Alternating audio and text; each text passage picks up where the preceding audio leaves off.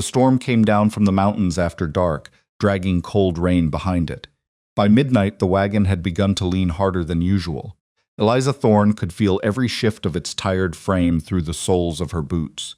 The left wheel had sunk deeper into the mud again, and the broken rear axle rested on a stump that had gone soft from 2 seasons of rain. Whenever the wind struck broadside, the whole wagon gave a slow wooden groan and settled another fraction of an inch. May slept badly on the other side of the narrow floor, curled beneath 2 quilts that had once belonged to their mother. The wool had been patched so many times that none of the patches matched. One corner smelled of mildew. Another carried the faint smoke of the little iron stove they no longer trusted enough to light while they slept. A drop of water struck May's cheek. She rubbed at it without waking. Then another drop fell. Eliza looked up. The canvas above them had darkened with rain. A seam near the center bow had begun to sag under a pocket of water. She pushed herself upright and caught the roof just before the pocket split. Cold water rolled down her sleeve to the elbow. May, her sister, made a small sound. "Wake up. Move your blanket to the other side." May opened her eyes slowly. She was 9, but in that light she looked younger. Her hair had come loose from its braid and stuck to her forehead. "Is it leaking again?" "Yes. That means yes everywhere. Only on this side tonight." May blinked at her, then gathered the quilt and crawled uphill across the slanted boards. She had learned to move carefully. Anything round rolled left. Tin cups, spoons, apples when they were lucky enough to have one. Once, in the middle of winter, their last egg had rolled out of a bowl, crossed the floor, and disappeared through a split near the tailgate before either girl could catch it. Eliza pulled the sagging canvas tight and wedged a broken broom handle beneath it. The wind slapped the wagon. May looked toward the black opening where the canvas door had been tied shut. "Will it tip?" "No." Eliza said it quickly enough that May believed her. The truth was she did not know. Outside, water rushed through the logging camp in shallow brown streams. The mill down the slope had shut hours ago, but even in the storm Eliza could smell its sawdust heaps, wet bark, grease, horse manure, and the bitter smoke from the bunkhouse chimneys. The settlement was less a town than a collection of buildings arranged around the appetite of the sawmill. Men came, cut trees, drank wages, fought, healed, and left. The mill remained. The Thorne sisters had remained too. Not by choice. Their father's wagon had reached the camp 3 years earlier with 1 cracked wheel, a sick wife, and enough debts to make strangers look away. Their mother died before the first snow. Their father followed her the next spring, after a fever that turned his skin yellow and his breath shallow. Eliza had been 16 then. May had been 6. The wagon axle failed 2 months later. There had never been money to replace it. Silas Vance, the mill overseer, had allowed the wagon to stay on the rough ground beyond the last storage shed because moving it would have cost the company more effort than ignoring it. He called that mercy. Eliza called it what it was. Convenience. A gust struck hard enough to lift one side of the canvas. May gasped. Eliza dropped to her knees and grabbed the rope tied around the nearest iron bow. Her palms burned as the wet hemp slipped against her skin. "Hold the blanket. I am. Keep it off the floor." May clutched the quilt to her chest. The wagon shifted. This time the stump beneath the axle gave a soft cracking sound. Eliza stopped breathing. For several seconds nothing happened. Then the wagon settled. "Not much. Enough," May whispered. "It moved, I know." "What do we do?" Eliza tied the rope tighter. "We get through tonight. And tomorrow?" "We get through tomorrow." May looked down. Eliza hated herself a little for the answer, because she had given some version of it every day for 3 years. In the morning, the storm had moved east, leaving the camp under a low gray sky. Mud swallowed Eliza's boots to the ankles when she climbed down. May stayed on the tailgate, wrapped in the driest quilt they owned. Her cough had returned in the night. It was not deep yet, but it had a wet edge that made Eliza listen too closely each time. She crouched beside the broken axle. The stump supporting it had split. The wagon now leaned so far that one of the rear corners nearly touched the ground. She picked at the wood around the axle bracket. The cedar crumpled beneath her fingernail. Rot, not surface rot, not something a patch would hide. The boards were failing from the inside. A whistle sounded from the mill. Men began crossing the yard below. Collars turned up against the cold. Ox teams pulled chained logs through the mud. A circular saw began its morning shriek inside the mill house. Silas Vance came up the path carrying a ledger under his arm. He was a broad man in his 40s with carefully trimmed whiskers, polished boots, and a coat that always seemed cleaner than the place he worked. He slowed when he saw Eliza crouched beside the wagon. What happened now? The support cracked. He glanced at it, then put another block under it. The frame is rotten. So replace the block. She stood. With what? Vance looked toward the scrap piles behind the mill. There's wood everywhere. There's waste everywhere. Not sound wood. He shifted the ledger under his arm. You've been here 3 years, Miss Thorne. You've had time to arrange something. With whose wages? That isn't company business. No, the company made sure of that. His expression tightened. Eliza knew better than to push too far. Vance had never struck her, but he could make life smaller in a dozen other ways. He controlled access to the cookhouse, the scrap pile, the teamsters, the company store, and most of the men who might otherwise help 2 women without family. He looked past her at May. Girl sick again? Cold. Dr. Miller comes through Thursday. Today is Monday. Then keep her dry. Eliza stared at him. Behind her, the wagon roof dripped steadily into a dented pail. Vance followed her eyes and gave a little shrug that almost became embarrassment before he crushed it. I can't solve every misfortune that parks itself on company ground. You haven't solved this one once. He walked away. May waited until he was beyond hearing. I don't like him. Eliza sat beside her on the tailgate. You don't have to. Does he own the ground? He says he does. Does that mean he owns us? No. May looked toward the muddy clearing. Good. The first axe strike came after breakfast. One hard, deep sound. Not the frantic chop of a man cutting firewood. Not the ringing saw work from the mill. A single blow, then another. May was the first to notice. She leaned around the wagon flap, a piece of cold biscuit in one hand. Someone's cutting by the pines. Eliza stepped beside her. A man stood 30 yards away near the edge of the trees. He had dragged a cedar log into the clearing and raised it on 2 smaller supports. A broad-bladed axe rested in his hands. He was tall, dark-haired, and dressed in worn buckskin trousers, heavy boots, and a faded wool shirt with the sleeves rolled above his forearms despite the cold. Eliza recognized him. Kiona Nightwalker. Most men in camp simply called him Nightwalker, though few said it to his face. He did carpentry for the mill when the mill needed work that could not be done carelessly. Doors, roof trusses, wagon repairs, hoist frames. Once, after a bunkhouse stair collapsed and broke a man's leg, Vance had sent for Kiona because nobody else could make the replacement stairs fit the warped building. He was Apache, though Eliza had heard 3 different stories about where he came from and believed none of them. Men talked about him because he did not drink with them, and because he rarely explained himself. Eliza had seen him before. He had never come near the wagon until now his axe fell. A slab of bark and sapwood peeled from the cedar. May stepped down. Eliza caught her arm. Stay here. He's not looking at us. That doesn't mean you walk into a man's work. May watched him. Another strike. A pale chip flew into the grass. Then Kiona shifted his feet, changed the angle of the log, and continued. Eliza noticed that every chip flew away from the wagon. May noticed too. He moved it. Yes, for us, maybe for himself. May gave her a look. Eliza sighed. Stay where I can see you. May sat on a stump 10 paces from the log. Kiona worked for nearly an hour without speaking. The rhythm of the axe changed the clearing.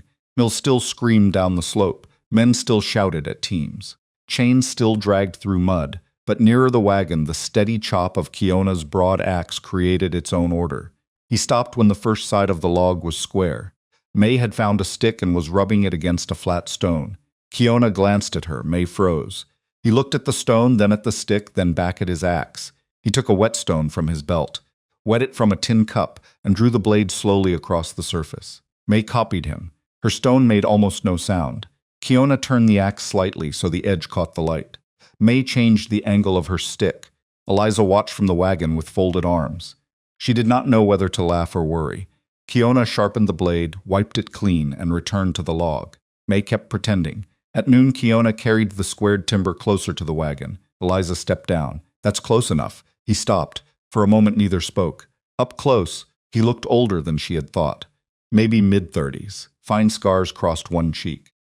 His hands were heavily calloused and blackened around the nails with cedar oil and steel dust. He glanced at the wagon, not at her. Then he looked at the ground beside it. What are you doing? Eliza asked. Looking. At what? The soil. For what? He set the timber down. A place that holds. That was all. He walked to the pine line and returned with a spool of twine. May hurried closer. Eliza let her. Kiona tied the twine to a low branch and hung a lead weight from the end. The weight swung. May crouched beneath it. What is that? Plum. What does plum mean? Straight up. May looked at the tilted wagon. Why doesn't ours do that? Kiona finally looked at her.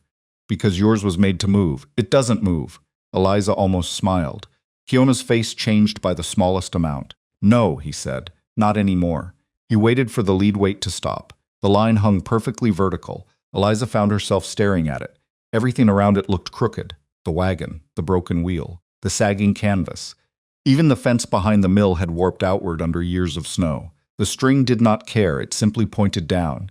Kiona drove a stake into the ground, then another. May followed him from point to point. What are those for? Corners. Corners of what? He pushed the third stake into the soil. A room. Eliza stepped forward. No. Kiona looked at her. You're not building anything here. He waited. She hated that his silence forced her to fill it. Vance will stop you. He already thinks we're a nuisance. If you put up a structure beside us, he'll say we encouraged it. Kiona pressed the fourth stake into the dirt. Did you? No. Then don't lie for him. May covered a grin with her sleeve. Eliza lowered her voice. Why? Kiona pulled the twine tight between two stakes. Why what? Why build a room? His eyes went briefly to the wagon. A drop fell from the sagging canvas roof, even though the rain had stopped hours ago. Because that isn't one. He went back to work. Eliza stood there longer than she meant to. That afternoon he used a long cedar pole and a shallow wooden trough filled with water to test the ground. He shaved soil from one side of the rectangle and packed the other with stone. He repeated the process until the water sat level from end to end. May handed him small rocks. At first he chose which ones. Then he let her choose.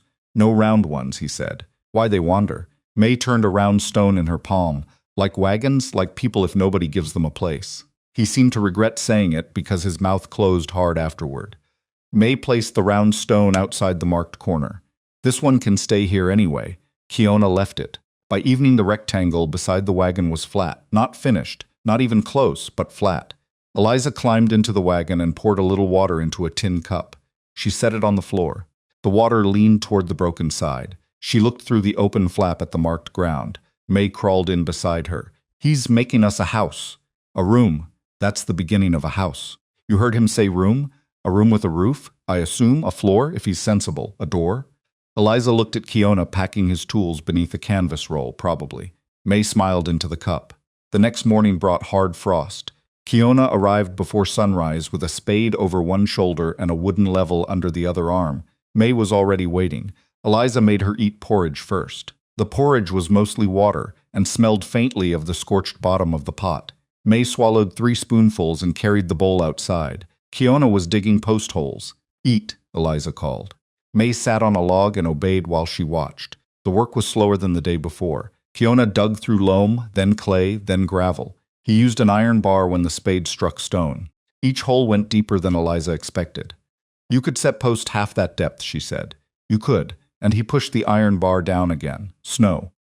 What about it? It pushes. So does wind. Yes. You always answer with one word? No. May laughed so hard she coughed.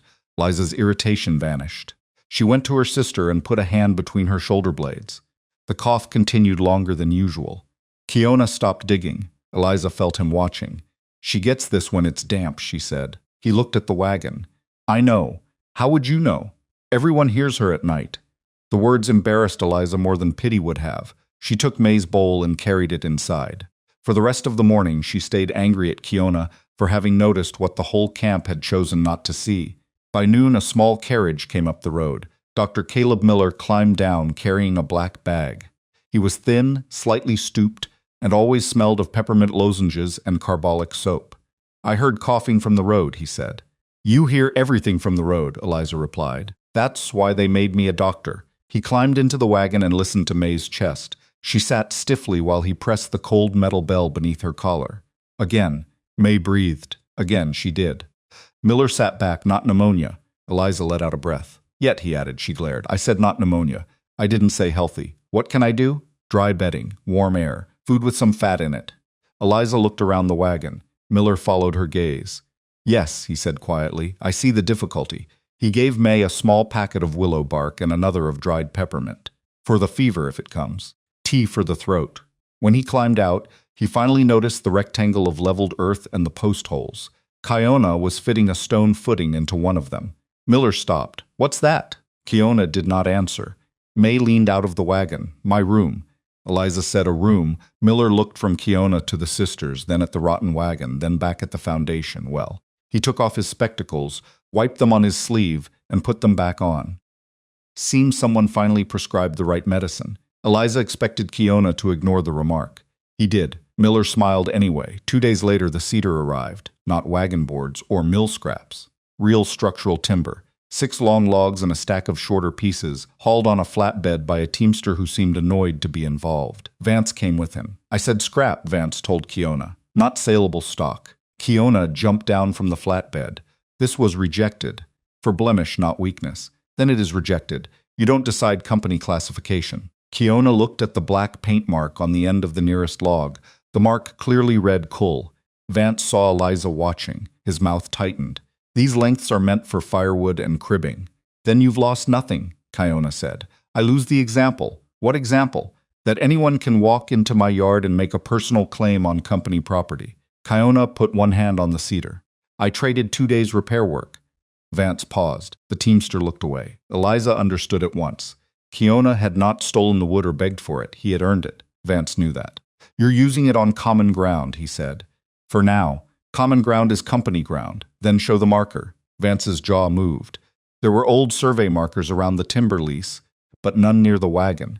Everyone knew the fringe was muddy, disputed, and worthless to the mill because it sat too close to a drainage cut for heavy storage. Vance recovered. You think a post in the ground changes title? No. Then stop building. Kiona picked up a cant hook. No, it was the longest argument Eliza had ever heard him make. The teamster coughed into his fist to hide a laugh. Vance turned on Eliza. This will become your problem. It already is. You'll be ordered off. Then order me. I am. On paper. His face hardened. You want paper? Yes. Fine. He walked away. May whispered. Was that bad? Eliza watched Vance cross the yard. Yes. Kiona set the cant hook into the first log. May looked worried. Eliza looked at the squared earth, then at the wagon, then at the cedar. Help me with the rope, she said. They unloaded every piece. The smell changed the clearing. Fresh cedar cut through mud, smoke, damp wool, and the sour water collected beneath the wagon. Even Eliza's hands smelled different after helping roll the logs into place. Kiona stripped bark with a peeling spud. May collected the longest ribbons. What are those for? Eliza asked. May tied one around her wrist. Nothing. Kiona peeled the next strip carefully enough that it came away in one piece. May added it to her collection. Eliza noticed. She said nothing. At sunset, Kiona selected a small offcut, sat on a stump, and smoothed it with sandstone. The work seemed unnecessary. The piece was no larger than Eliza's palm. When he finished, he held it out to her. She did not take it immediately. What is it? Cedar. I can see that. Then you know. I know it's wood. He waited. She took it. The surface was warm from friction and smooth enough to surprise her. No splinters, she said. That's the idea. What do I do with it? Whatever stays done after I leave. She looked at him. He had already turned back to the next beam. Eliza carried the cedar piece into the wagon and placed it beside the tin cup. Over the next week, the work settled into a rhythm. Kiona arrived early. May woke to the first sound of tools. Eliza cooked what little they had, mended clothes, hauled water, and gradually began helping with whatever Kiona left within reach. He never asked. He would simply position a timber and step to one end, leaving space at the other. The first time he did it, Eliza stood still. You want help? Kiona looked at the empty end. She put both hands under the beam. It was heavier than she expected. May joined in halfway down. On 3? Eliza asked. Kiona said, lift when it moves. That is not how counting works. The corner of his mouth moved. The beam rose. They carried it together. Kiona took most of the weight without making a show of it. Eliza felt the cedar press into her palms and shoulder. May grunted beside her. When they set it down, May looked proud enough to burst. I helped build the wall. There isn't a wall yet, Eliza said. I helped build the thing before the wall. Kiona said brace. May repeated the word. Brace. From then on, every new part received a name. Sill post, mortise, tenon, peg, rafter. May collected the words like buttons. At night she repeated them in the wagon while rain tapped the patched canvas. Eliza listened. For 3 years her sister's vocabulary had been shaped by loss, debt, fever, cold, weight. Now it was changing. Brace, joint, level, door. On the 9th morning, Kiona carved 2 overlapping circles into the threshold beam. May found them before Eliza did. She knelt in the sawdust and traced the grooves. Their eyes, Eliza crouched beside her. They look like lynx. Eyes, lynx, May called across the clearing. Kiona, what are they? He was sharpening a chisel. He looked at the carving. 2 circles. May groaned. What do they mean? Kiona returned to the chisel. What do you need them to mean? May considered that, Eliza said. Lynx. Kiona drew the steel across the stone, then both. The weather turned colder. Frost stayed beneath the wagon until noon. May's cough improved when the days were dry and worsened after rain. Vance did not return immediately, but Eliza began to notice him watching from the mill road. The frame rose anyway. The first main post took Kiona almost an hour to set. He refused to let Eliza help with the lift. She argued. He ignored her. The timber was too heavy for one man, but he used a rope, a forked support, and the angle of the ground to raise it in stages. May stood beside Eliza, holding her breath. When the post finally dropped into its mortise with a deep wooden thump, the sound traveled through the soil. Kiona checked the plumb line, adjusted the base. Checked again. Eliza stepped toward the post. May I? He nodded. She placed both hands against it and pushed. Nothing moved. She leaned harder. Still nothing. For years she had been unconsciously bracing herself against the wagon's tilt. Her hip ached on one side from sleeping at an angle. Her shoulder had learned to catch shelves before they emptied themselves during storms. The cedar post did not care how much she pushed. It remained upright. May came over and pressed both palms beside Eliza's. Strong, Eliza swallowed. Yes. May looked up at her. Like us, Eliza wanted to answer quickly. Instead, she said maybe stronger. Kiona, tightening a brace behind them, said, wood gets strong by standing through weather. Eliza looked over. So do people. He drove the wedge in. Sometimes people need better shelter. It was the kindest thing anyone had said to her in years. And because he said it without looking at her, she could pretend she had not heard how much it mattered. 3 mornings later, Vance came back carrying paper. Silas Vance arrived early enough that Frost still clung to the wagon steps. He did not come alone. A clerk from the company office followed him, carrying an ink bottle in one hand and a leather folio in the other. The clerk was young and narrow-shouldered, with a red nose and the nervous expression of a man who had expected to spend his morning beside a stove. Vance stopped at the edge of the foundation. Kiona was shaping oak pegs with a draw knife. May sat on an overturned bucket beside him, dipping finished pegs into a shallow tin of linseed oil one at a time. Eliza came out of the wagon. Vance unrolled a sheet of paper. I told you there would be writing. Eliza wiped her hands on her skirt. What does it say? That unauthorized construction is taking place on land administered by the Bitter Creek Timber Company. Administered. Vance's eyes narrowed. You've been listening to Nightwalker. I can read. Then read. He held out the page. Eliza took it. Her father had taught her letters beside campfires before debt and sickness swallowed the useful parts of him. She read slowly because the company clerk's handwriting was narrow and mean. The notice did not say the company owned the ground. It said the company claimed the right to control structures on land adjacent to its leased timber works. Eliza read the line twice. This isn't a deed. It is notice. It says adjacent. Don't play with words. They're your words. The clerk looked at the ground. Vance pointed toward the new posts. The building comes down. May stopped moving. A peg slipped from her oily fingers and dropped into the dirt. Kiona continued drawing the knife along another piece of oak. Vance turned on him. You hear me? Yes. And? Kiona examined the peg. No. Vance's face went red. You think silence makes you untouchable? Kiona set the draw knife down. No. You think because the men at the mill admire your joinery, I won't have the sheriff drag this frame apart? Kiona looked at the paper in Eliza's hand. Sheriff reads? The clerk made a strangled sound that might have been a cough. Vance stepped closer. What did you say? Eliza folded the notice neatly. He asked whether the sheriff can read. I heard him. Then why ask? Vance turned his anger toward her. You have become very bold standing on somebody else's lumber. Eliza looked down. Her boots rested on the first joist Kiona had installed the previous day. The board did not bend. She climbed onto it. The change in height put her eyes nearly level with Vance's. Something in his expression shifted. He was used to seeing her at the wagon door, half-hidden, shoulders curled against weather. Not here. Not upright. You call us shivers, she said. What? Scraps. Waste. Things left after the useful part is cut away. I have never. You have. Men repeat you. Vance glanced at the clerk. Eliza continued. If you want the scraps back, take them. Take the rotten wagon boards. Take the broken wheel. Take the bucket under the roof leak. take every ruined thing this camp was generous enough to let us keep. Her voice shook once. She let it. But you don't get to call this yours because you waited until it was worth seeing. Vance stared at her. Behind him, the mill whistle blew. For a moment, no one moved. Then Vance snatched the notice from her hand. This structure will fail before winter anyway. Kiona picked up the draw knife.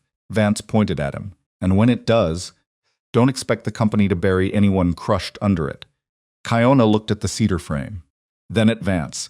It won't fail. The certainty of it was quiet enough to make Vance angrier than a boast would have. He rolled the paper so tightly it creased. This isn't finished. No, Eliza said. The roof isn't on yet. May laughed before she could stop herself. Vance walked away. The clerk hurried after him. When they disappeared down the slope, Eliza stepped off the joist. Her knees weakened, so suddenly she had to sit. Kiona resumed shaving the peg. May climbed beside Eliza. You made him leave. He chose to leave. You made him choose. Eliza looked at Kiona. He'll come back. Yes, he said. With the sheriff? Maybe. Does that worry you? Yes. It was the first time he had admitted uncertainty. Eliza studied him. You don't look worried. Kiona tested the peg in a drilled hole. Looking worried doesn't improve the fit. May held out another oiled peg. He took it from her. By afternoon, the frame was rigid enough to climb. Kiona set braces at the corners and pinned them with oak. May counted each blow of the mallet. At 15, she lost track and started again. Eliza carried water, held lines, swept shavings away from joints, and learned to keep her fingers out of places where several 100 pounds of timber could suddenly decide to close. The work exhausted her in a clean way.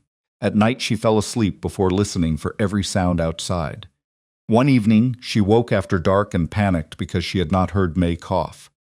She reached across the slanted floor. May was breathing evenly, for the first time in weeks. Eliza lay back and listened to the faint rasp of Kiona's file outside. He was still working. She climbed down with a lantern. The clearing was silver under the moon. Kiona knelt beside the threshold beam, carving. You work in the dark now? The moon is light. Not enough. It's enough for this. She held the lantern closer. The 2 circles in the threshold had been deepened and smoothed. Resin shone along the cut. You've already finished those. Not finished. You say that about everything. Most things aren't. Eliza sat on a beam. The lantern flame clicked softly inside its glass. Vance could actually bring the sheriff. Yes, he could order this torn down. He could order it. That isn't the same as doing it? No. She watched him smooth the carving with a strip of rough skin. You're very difficult to talk to. I have been told by many people, enough. What did you tell them? Nothing. She laughed. The sound startled her. Kiona looked up, not surprised, just looking. Eliza rubbed her palms together against the cold. May thinks the circles are eyes. I know. I think they're links. I know. Which did you mean? He leaned back on his heels. My mother used to draw 2 circles in flour when someone left home. Eliza waited. He rarely volunteered a story. What for? One was the person leaving. One was the place that would remember them. That sounds like May's eyes. Maybe. And links, maybe. Why didn't you tell her? Kiona returned to the wood. Meaning that is given stays small. Eliza considered that. The mill was quiet below them. Somewhere in the trees a night bird called once and stopped. What happened to your mother? His hand paused. Winter. Eliza knew better than to ask more. She looked toward the wagon. My mother hated that wagon. Kiona glanced at it. She hid it well. You never met her. No. Then how would you know? It is easy to hate a wagon. Eliza smiled. She called it the rolling cupboard. Accurate. She wanted a yellow kitchen. Kiona looked at her. A yellow kitchen? She saw one once in Missouri. Said the walls were painted the color of butter. My father promised her one every spring. He built it? No. Kiona rubbed his thumb over the cedar circle. Promises are light. Eliza looked at the frame. And wood is heavy? Yes. The next day they raised the second main post. This time Kiona allowed Eliza to work a rope. He rigged the line over a forked support and wrapped it around a stout pine. May stood far back with strict instructions not to move. Pull when I say, Kiona told Eliza. You said you hated counting. I hate bad counting. He set his shoulder under the timber. Now. Eliza pulled. The rope burned through her gloves. The post lifted. Kiona shifted. Again. She hauled. Her back screamed. The heavy cedar rose by degrees. At the tipping point it swung faster than expected. Eliza lost her footing. Kiona barked, hold! She locked the rope around the pine. The post hung. For one terrible second, Kiona disappeared beneath its shadow. May screamed. Then Kiona stepped sideways. drove his shoulder under the timber, and guided the lower tenon into the mortise. The post dropped with a deep wooden report. Silence. Eliza let go of the rope. Her hand shook. May ran forward. Kiona sat down hard in the mud. Eliza hurried to him. "Are you hurt?" "No, you were under it, near it. You were under it, near enough." May crouched beside him. "You scared me." Kiona breathed slowly. "So I noticed." Eliza grabbed his forearm. "Don't do that again." He looked at her hand. She let go. "You think because you can lift half a tree by yourself you don't have to be careful? I was careful. You were almost crushed. Almost is a large country." She stared at him. May whispered, "I think she's angry. I know." Kiona stood. Eliza wanted to shout. Instead, she laughed once in disbelief. "You are impossible." He checked the post with his plumb line. "Post is straight. That does not make you less impossible." "No." He handed her the line. "Check." She did. The string hung dead center. It was impossible to stay furious. By the end of the week, the rafters began. Kiona worked from a narrow ridgepole 20 feet above the ground. May hated it. She stood below with both hands pressed to her cheeks. "He should come down." "He knows what he's doing," Eliza said. "So did Papa when he drove into that creek." "That is not helpful." He said he knew. Kiona crossed the ridgepole with a rafter balanced against his shoulder. May made a frightened noise. Eliza called up, "She would like you to know she disapproves." Kiona looked down. So noted. "Come down." "After this one. You said that 3 rafters ago." "This one is closer." Eliza muttered something. May asked, "What did you say? Nothing for children." Kiona seated the rafter. The joint slid home tightly. Then came the mallet. 3 blows. The roof skeleton grew. At sunset, Kiona remained seated on the ridgepole while Eliza stirred beans over the wagon stove. The wind had died. Smoke rose almost straight. May carried him a tin plate. "How do I get it up there?" Kiona pointed to a rope. May tied the plate badly. Eliza reached it. They hauled it up. Kiona ate on the roof. May sat below. "What's it like?" "Hi, I know that." "Windy, I know." Kiona took another bite. May waited. He looked toward the western mountains. Quiet. May seemed satisfied. The next stage filled the clearing with cedar shakes. Kiona split them from straight-grain blocks using a froe and mallet. Each piece opened along the natural grain with a crisp crack. May stacked them by size. Eliza carried bundles to the ladder. The roof closed slowly from the eaves upward. For the first time, shadow gathered beneath the frame. It was not the dark, wet gloom of the wagon. It was dry shade. May stood beneath it at noon and looked up. "The sky is disappearing." "That is generally what roofs do," Eliza said. "I like this one. You haven't met many. I met the wagon roof. That barely counts." The weather began changing before the roof was finished. Clouds gathered over the western ridge for 2 days. The horses at the mill grew restless. Men stacked loose boards and tied canvas over the supply wagons. Dr. Miller stopped on his way through camp. "Storm coming." Eliza looked at the half-shingled roof. "How bad?" "Bad enough that Vance has ordered the lower yard cleared." May was inside the wagon, mending the cedar-haired doll she had repaired from Kiona's plane shavings. Miller lowered his voice. "If the rain is heavy, you should come to my place. It's 4 miles. I can take you." Eliza looked at Kiona on the roof. He had heard. "You should go," he said. "What about this?" "Wood doesn't catch cold. I meant you. I know." Miller looked between them. "I have room in the carriage." Eliza hesitated. 3 years of accepting whatever refuge was offered had taught her that no shelter was free. Miller was kind, but kindness had costs too. Gratitude, obligation, the feeling of being placed somewhere temporarily. She looked up at the cedar shakes. "How much roof will be done by tonight?" Kiona followed the clouds with his eyes. "Enough."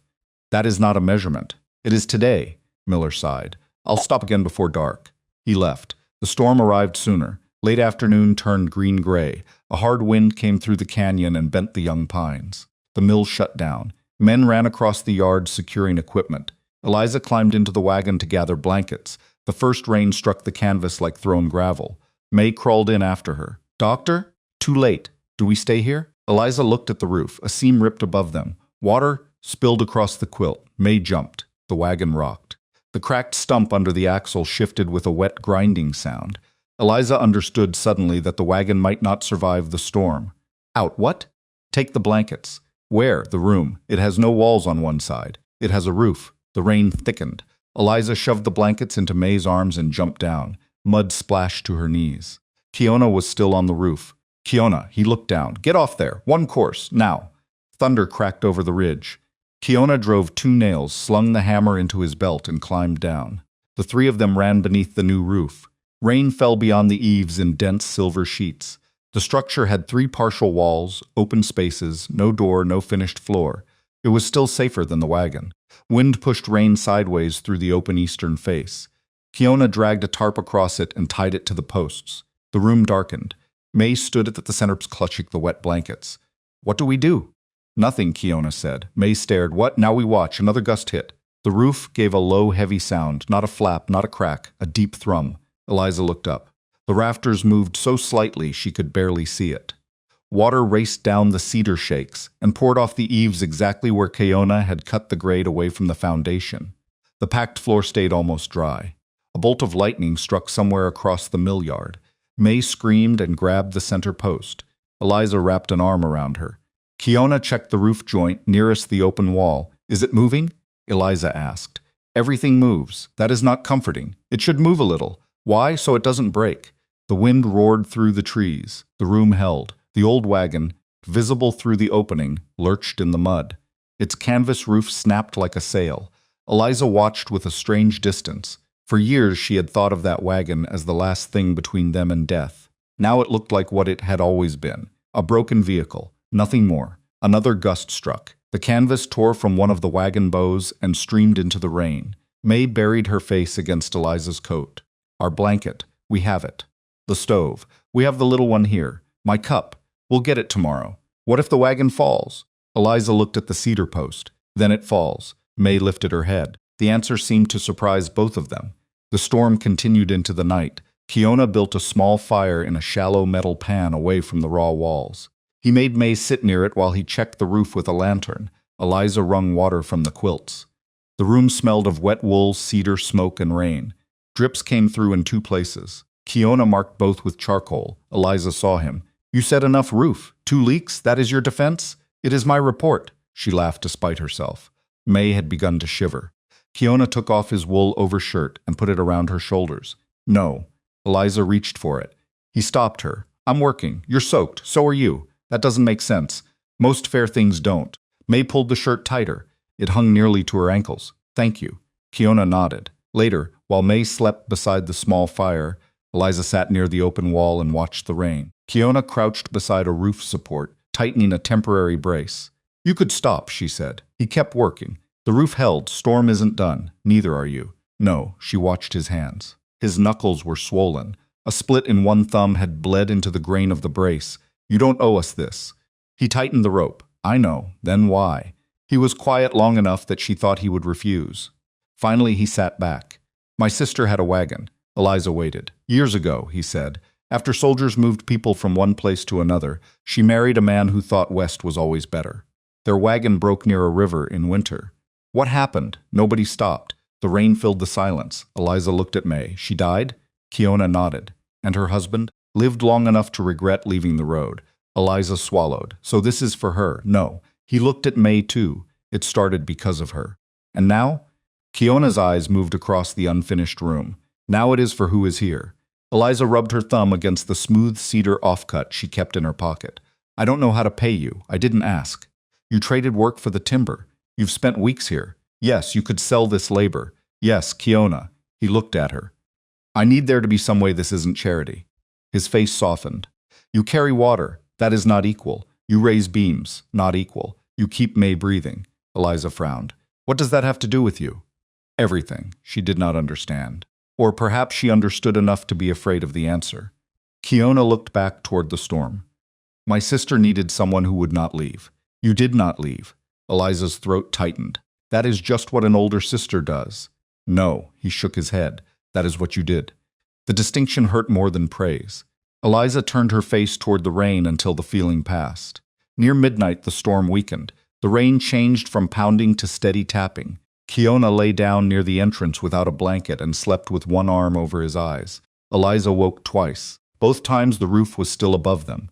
May did not cough once. At dawn they walked to the wagon. It had not fallen. It had come close.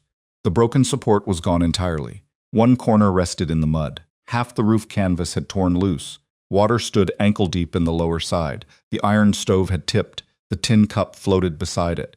May stepped into the wagon and retrieved the cup. She poured the water out. Then she looked around. "Can we stop sleeping here?" Eliza looked at the ruined quilts, the swollen boards, the sagging roof. Yes, today, Eliza glanced at the unfinished room. It had no door. One wall was still open. The floor was stood beside them. Today, he said. They moved what they could before noon. A crate of dishes, the skillet, the small stove clothes, their mother's quilt, May's doll. A tin box containing 3 letters, 2 buttons, a dried flower, and their father's pocket knife. That was almost everything. Kiona cleared a dry corner of the new room and built a temporary platform of planks above the earth. May put the doll there. Eliza set the tin box beside it. The act felt bigger than it should have. She had placed something down without worrying it would slide. Vance appeared at the edge of the clearing while they were carrying the skillet. He stared at the storm damage, then at the roof. The mill had lost part of a storage shed. Several stacks of cheap sawn boards had collapsed in the rain. One bunkhouse chimney had torn away. Kiona's roof had lost nothing. Vance walked beneath the eaves. His boots left wet prints on the unfinished floor. He looked up. "You spent company timber on this?" "Rejected timber," Eliza said. Vance ignored her. "Half my north shed is down." Kiona examined a roof drip he had marked during the storm. "Bad brace." Vance's eyes flashed. "You think this is amusing?" "No. You think because this little box survived one storm it proves something?" Kiona touched the joint above him. "Yes." Vance stepped closer. "What?" Kiona looked at him, that it was built right. Eliza expected another threat. Instead, Vance looked tired. Mud stained his polished boots. His coat was wet at the shoulders. For once he looked like a man who lived in the same weather as everyone else. "The sheriff won't come for a boundary dispute," he said at last. Eliza watched him carefully. "He told you that?" "He said he has cattle thieves and a stabbing in the south camp." May whispered "busy man." Vance heard. His mouth twitched despite himself. Then he looked at Eliza. "This doesn't mean I approve. I didn't ask you to. You will not extend toward the mill road." Kiona said, "Drainage runs that way." "You plan to extend." "Eventually." Vance closed his eyes briefly. "Eliza." "What? Keep him on this side of the cedar marker." "What cedar marker?" Vance pointed to an old stump half hidden in grass beyond the new room. Eliza followed his finger. A square iron spike was driven into its center. "The old survey line," he said. "Company lease begins east of that." Eliza stared. The new structure sat west of it. Completely. Vance knew. Maybe he had always known. "You said this was company ground." "I said it was administered by the company." "That is not the same thing." "No, then whose is it?" "Territorial waste parcel. Nobody has filed it." Eliza's heart began to pound. "Can I?" Vance looked at her. "You can try." "Where?" "County office." "How much?" "For filing." "Less than you think." "For a survey?" "More." Kiona said, "Old line is enough to start." Vance gave him a cold look. "You stay out of my ledgers. You stay out of my square." The two men stared at each other. Then Vance turned away. At the road he stopped. "North shed," he called without looking back. "I need a brace before next rain." Kiona answered, "Tomorrow." Vance nodded once and left. Eliza sat on the edge of the new floor. May came beside her. "Does that mean it can be ours?" "Maybe. Not company?" "Maybe. Not Vance?" Eliza laughed. "Definitely not Vance." May leaned against her. For the rest of the day, the room felt different. Not safer. It had already proved safe. But possible in a new way. A place could be more than refuge. It could be theirs. Kiona repaired the 2 roof leaks before sunset. The next morning, he went to the mill and rebuilt the north shed brace. He returned with a load of wall planks as payment. Vance had marked them Seoul in black paint. Kiona showed the mark to Eliza. She smiled. "Very official. He likes paper and paint." Kiona carried the planks toward the room. May followed with the smallest one. The walls began closing. With every board, the wind became less present. At first, Eliza disliked the narrowing view. She had lived so long with canvas that walls felt severe. Then Kiona left a wide opening on the western side. "What is that?" "Window." "We don't have glass." "Window does not require glass." "What does it require?" "A view." May stood in the opening. "Can it look at the sunset?" "It already does." Kiona built the frame from the straightest cedar he had. He fitted the corners so tightly that no nail was needed. When he set it into the wall, he checked it 3 times. Eliza leaned against the opposite post. "You check everything 3 times, some things twice." "Which?" "Things I don't care about." May asked, "Do you care about the window?" Kiona put the level against it again. May grinned. When the frame was set, Kiona went outside. Eliza and May stood inside. For several seconds, the 3 of them looked at one another through the empty square. May waved. Kiona nodded. Eliza laughed. The simple frame changed the room. It did not shut the world out entirely. It chose how much of the world came in. That evening, the setting sun entered through it in one long amber rectangle and lay across the floor.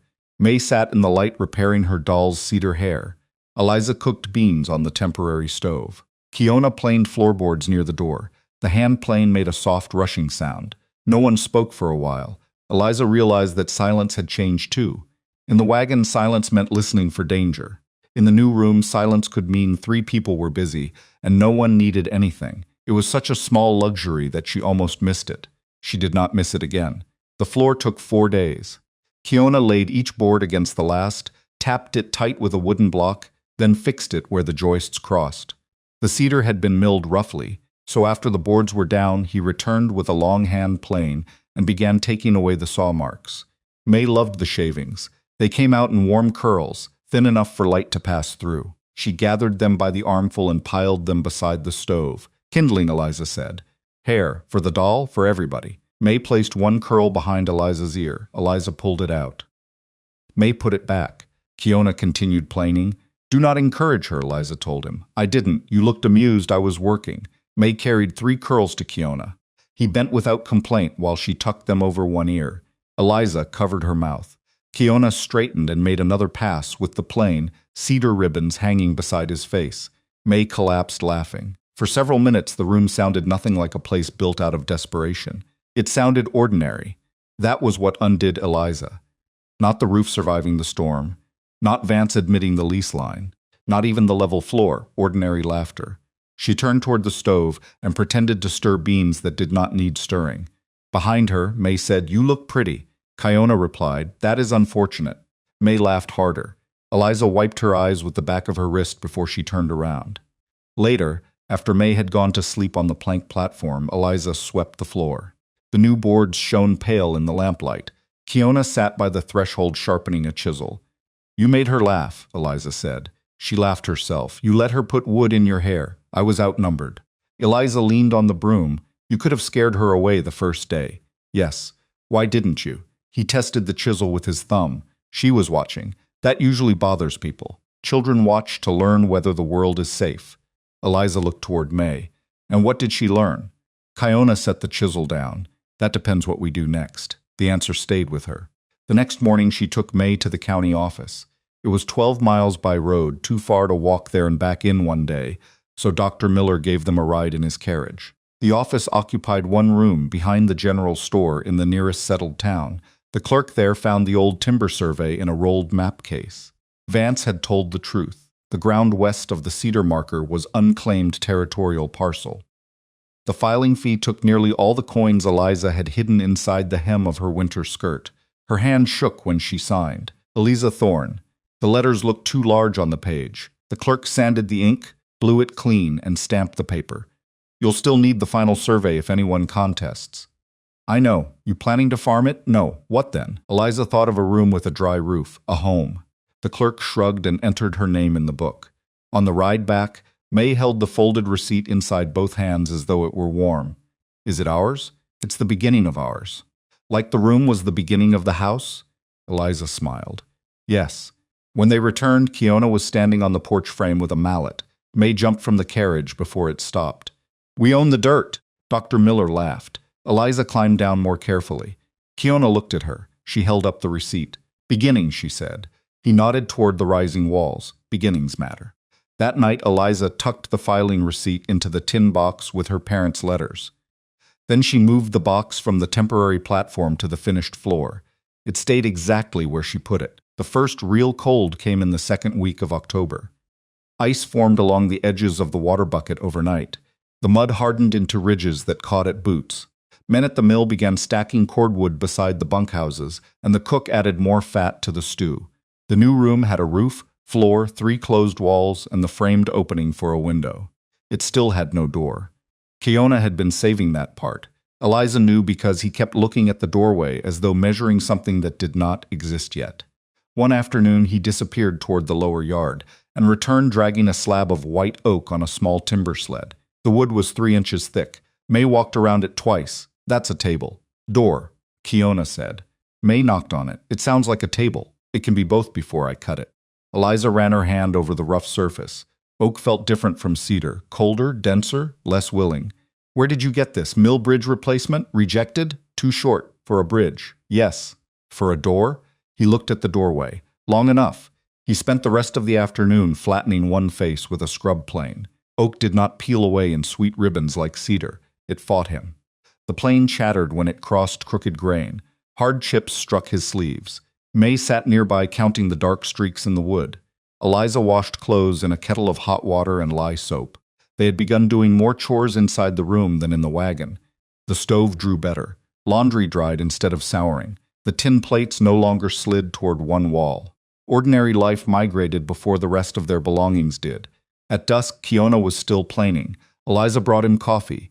It was mostly roasted chicory because real coffee cost too much at the company store. He drank without complaint. That's bad, she said. It's hot. That is not the same thing. It helps. She sat on the threshold. The oak slab lay across supports. Kiona's palms had taken on a purple stain where the tannin reacted with iron dust. Your hands look bruised. They are stained. Does it come off? Eventually. Eliza handed him the cup again. Do you ever build anything easy? Easy doesn't need me. Tables fail. Chairs fail faster. Stools, he considered. Stools are suspicious. She laughed. Kiona drank. The sound of the mill carried faintly up the slope. Somewhere a mule brayed. A pan clanged in the cookhouse. Eliza said, I filed the land claim because of you. No. You told me the old line was enough to start. I said a sentence. You built the reason. He turned the cup between his hands. You would have filed eventually. No. You don't know that. I know exactly what I was doing before you came. What? Waiting for something to happen to us. The admission embarrassed her. She stared at the dirt between her boots. Storm, hunger, Vance, May getting sick, the wagon collapsing. I thought surviving meant being ready for the next thing. Kiona did not interrupt. Now there are things to do that are not just stopping disaster. I can get the survey. I can trade sewing for flour. May can learn something other than where the leaks are. Kiona looked toward May. She was drawing squares in sawdust with a twig. Eliza followed his eyes. You changed that. He shook his head. I cut wood. That is the most irritating answer you could have given. Still true. She stood. Finish your door. Yes. The following morning, Vance sent a boy from the mill. Kiona, the boy shouted from the road. Mr. Vance says the hoist platform is shifting. Kiona was marking hinge positions on the oak. When now? Kiona looked at Eliza. She shrugged. Company emergency. He wiped his hands. At the mill, the hoist platform had indeed shifted. Eliza learned this because she walked down later with May to trade mending work for flour. The platform stood above the log pond, carrying a chain rig used to lift timber from the water. One support had pulled free from its footing. Vance was in a fury. I told Harris to brace that last spring, he said when he saw Kiona. Harris used green pine. I did not ask what he used. I asked him to brace it. Then he did. Vance glared. Kiona crouched beside the support. Shut the hoist. We're behind. Shut it. 2 wagons are waiting. Kiona looked up. Then 2 wagons wait. The order in his voice was so different from his usual quiet that even Vance obeyed. Men cleared the platform. Kiona tapped the support with a hammer. The wood gave a dull, hollow sound. Rot. Vance swore. Eliza stood with May near the storehouse door. Kiona noticed them but did not acknowledge them.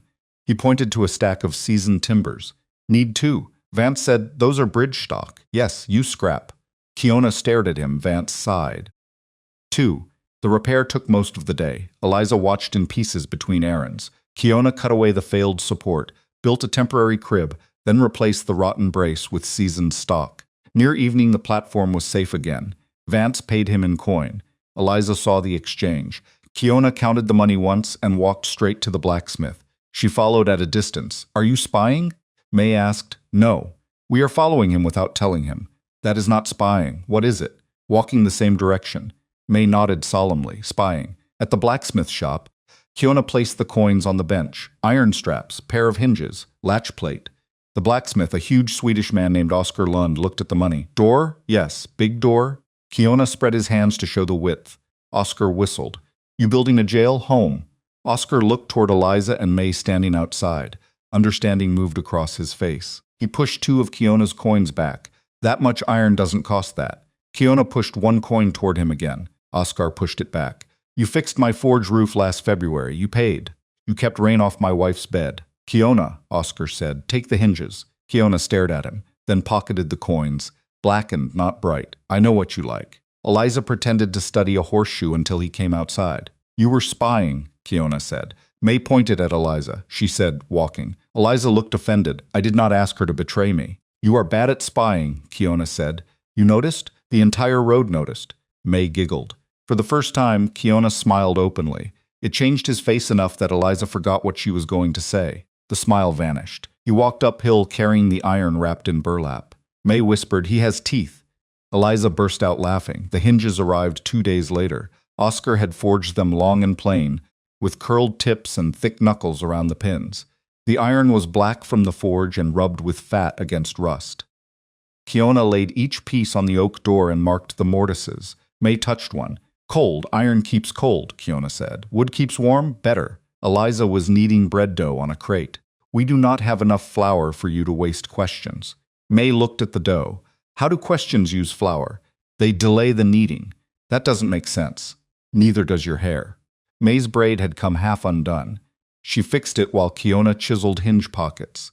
The bread baked badly because the little stove heated unevenly, but the room smelled wonderful. They ate it with bacon fat saved in a tin. Kiona accepted one piece. Eliza watched him chew. Well, bread? Is that praise? Very. You should write a cookbook, May said.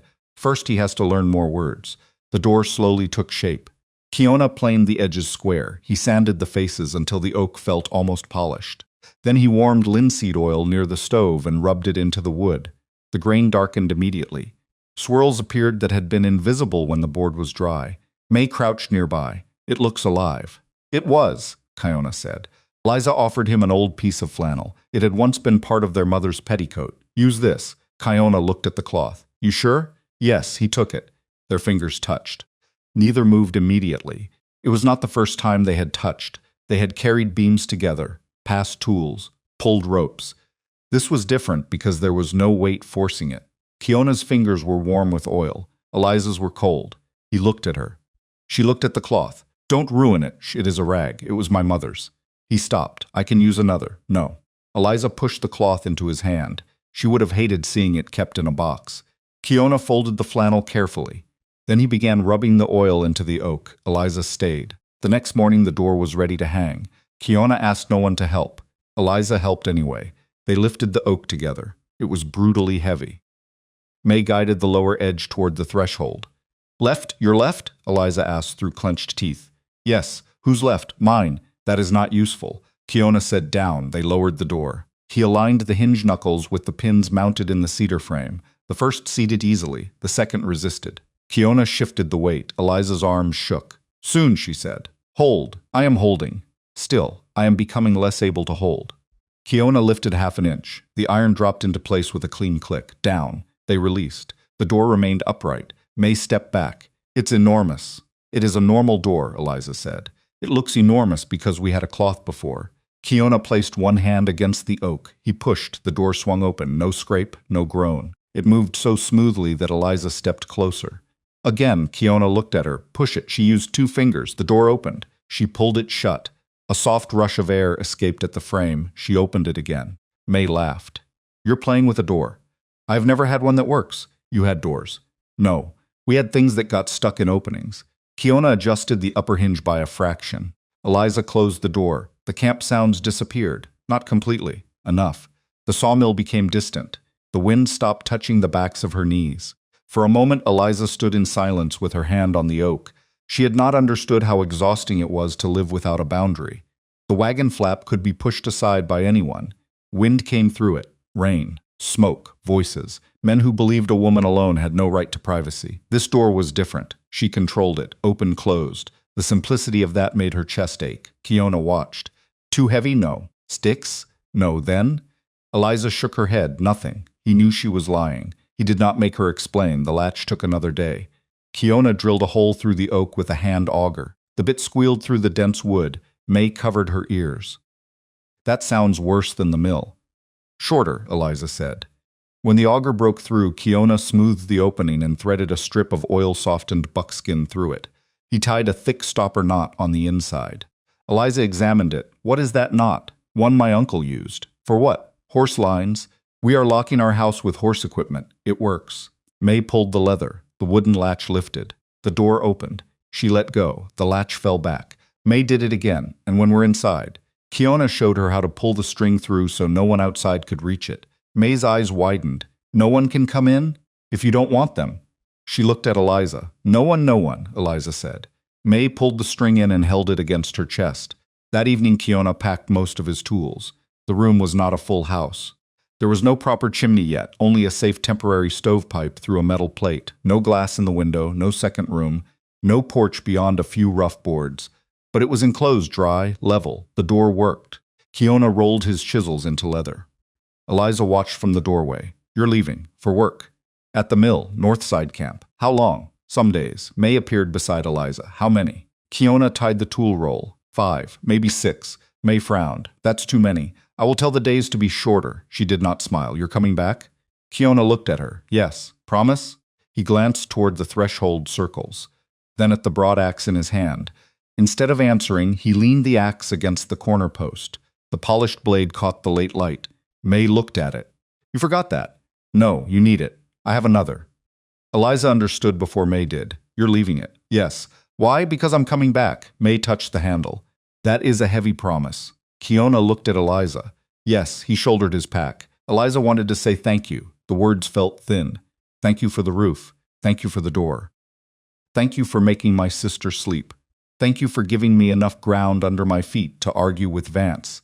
Each sounded smaller than what had happened. So she said, the floor near the stove still has a rough spot. Kiona looked offended. Where? Eliza smiled.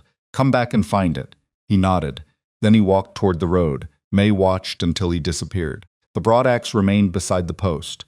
That afternoon the sisters moved the last of their belongings. The wagon gave them less than they expected.